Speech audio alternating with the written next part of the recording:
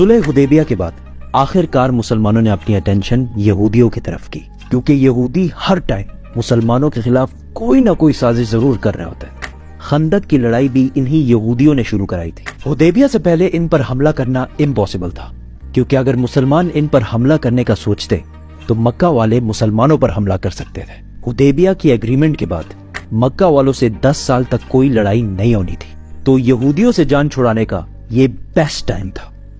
और यहूदियों का हेडक्वार्टर था खैबर। खैबर का किला पूरे अरब में सबसे ताकतवर किलों में से एक था। अरब ऑलमोस्ट सारा ही डेजर्ट है, लेकिन खैबर में फार्म्स और फ्रूट्स और ये चीजें बहुत ज्यादा थी, जिनको पूरे अरब में एक्सपोर्ट कर दिया जाता, और उससे जितना पैसा बनता था उस सारे को यहूदी इस किले में सेव करके रखते थे, क्योंकि उनको पता था कि खैबर को फतह करना इम्पॉसिबल है। मुसलमानों ने बहुत ही सीक्रेटली खैबर पर हमले की तैयारी शुरू कर दी, लेकिन मदीना के मुनाफिकों ने पहले ही खैबर वालों को बता दिया कि भाई सिर्फ 1500 लोगों की फौज तुम्हारे तरफ आ रही है, और तुम लोग तो वैसे भी बहुत ज्यादा हो, आराम से इनको हरा देना। यहूदियों ने भी इस खबर को बहुत लाइटली लिया कि यार 1500 लोग आके हमारा क्या उखाड़ लेंगे। यहूदी एक दिन सुबह अपने खेतों पर काम करने निकले तो अचानक सामने मुसलमानों की फौज खड़ी थी, तो वो चीखने लगे कि मुहम्मद आ गया है, मुहम्मद आ गया है, और भागकर वापस किले में चले गए।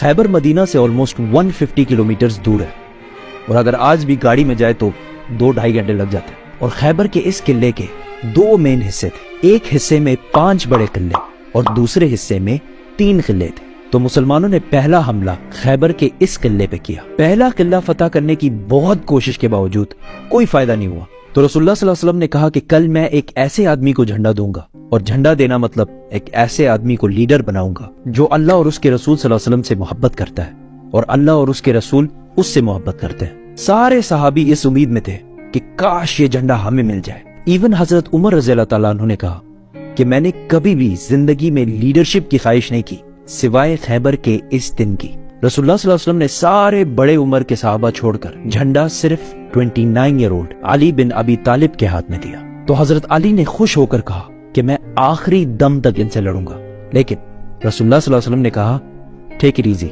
इनको इस्लाम की दावत दो। अगर एक शख्स भी तुम्हारी वजह से इस्लाम कबूल कर ले तो ये हमारे सारे ऊंटों से बेहतर है। हजरत अली रज़ियल्लाहु ताला अन्हु फौज लेकर गए और पहले किले पर हमला किया। इस किले का जो चीफ था उसका नाम था मरहब, और ये मरहब पूरे अरब में अपनी ताकत की वजह से मशहूर था। मतलब इससे लड़ने का कोई सोच भी नहीं सकता। उसने सामने आकर मुसलमानों को चैलेंज किया, तो हजरत अली रज़ियल्लाहु ताला अन्हु सामने गए और क्वाइट इजीली उसको हरा दिया, जिसकी वजह से इसकी जगह हजरत अली पूरे अरब में एज अ वॉरियर मशहूर हुए।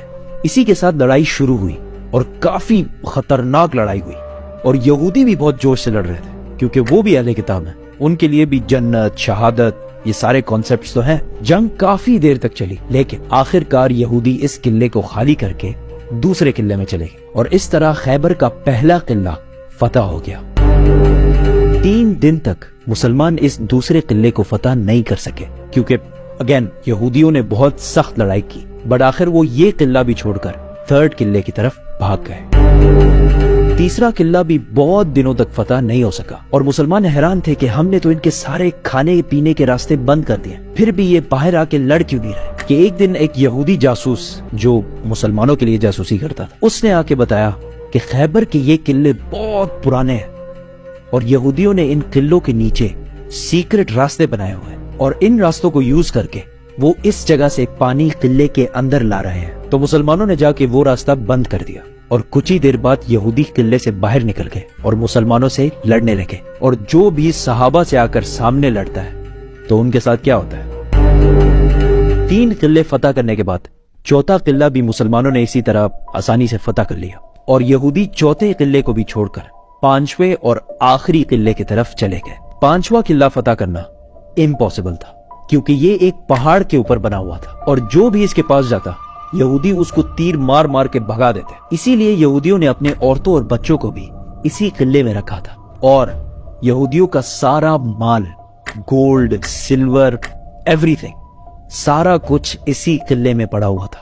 और अगर हिस्ट्री ने हमें एक चीज सिखाई है وہ یہ ہے کہ سب سے زیادہ پیسہ ہمیشہ یہودیوں کے پاس پڑا ہوتا ہے. تو اگین مسلمانوں نے بہت کوشش کی اس قلعے کو فتح کرنے کی, بٹ اٹ واز امپاسبل. یہاں پہ اور کوئی راستہ جب نہیں تھا تو رسول اللہ صلی اللہ علیہ وسلم نے ٹیکنالوجی کا فل یوز کرتے ہوئے ریمز اور کیٹاپلٹس کو سامنے کیا اور یہودیوں پر بمباری شروع کر دی اور اس قلعے کے دیواریں توڑنے لگے. اور بہت کوشش کے بعد آخر کار قلعے کی ایک سائڈ کی دیوار گر گئی اور یہ دیکھتے ہی مسلمانوں نے فل فلیج حملہ کر دیا اور یہودی عورتوں, بچوں, گولڈ, سلور سب چھوڑ کے وہاں سے قلعے کے دوسرے حصے میں بھاگ گئے. اب یہاں پہ کچھ ہسٹورینز کہتے ہیں کہ آخری کے 3 قلعوں نے سرنڈر کیا اور کچھ کہتے ہیں کہ 2 نے سرنڈر کیا اور ایک کے ساتھ لڑائی ہوئی, بٹ دیٹ ڈزنٹ میٹر. خیبر فتح ہو گیا.